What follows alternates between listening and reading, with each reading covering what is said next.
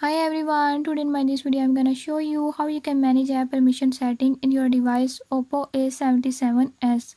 In this device Oppo A77s, if you want to know which apps have access to personal information, access to messages and so on, by this method I'll show you how you can control this.